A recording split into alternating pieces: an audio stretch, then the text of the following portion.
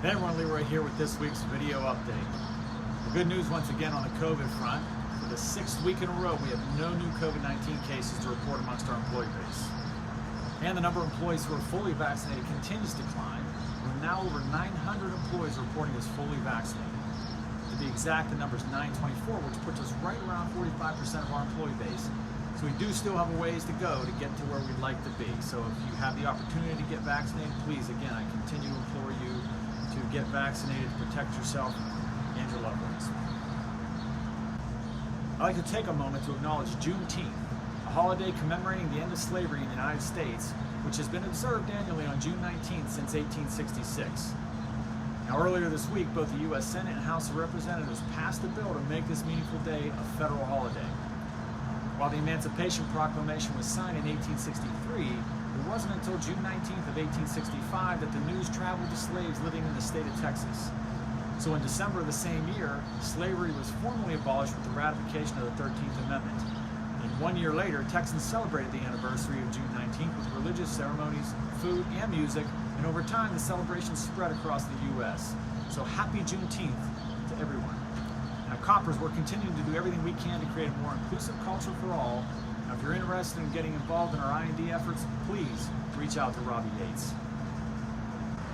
My hat's off this week goes to the latest Coppers Leadership Forum cohort on their recent graduation. I was lucky to attend the virtual ceremony last Friday and congratulate the group whose names you now see on this video for getting through the program in a way they didn't envision when it all began in the fall of 2019. Now, while the program's typically 9 months, this one lasted about 18 months due to a delay because of the pandemic, which was unfortunate because we all know we figured out different ways to get things done over this past 15 months, and it was no different with our KLF participants. So kudos to this cohort who were incredibly resilient, having to adapt to a number of changing circumstances. Despite it all, it passed with flying colors. So this Sunday is also Father's Day in the U.S., and I want to send a shout out to all the dads out there.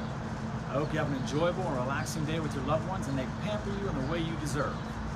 And don't forget to lay it on thick with the dad jokes. You know, my girls groan whenever I tell them, but I know deep down, really deep down, they love it and they retell it to all their friends. So here's a few to get the dads out there started for this weekend. 2 guys walked into a bar. The 3rd guy ducked. Why did the Mellons have a traditional wedding? Because they can't elope.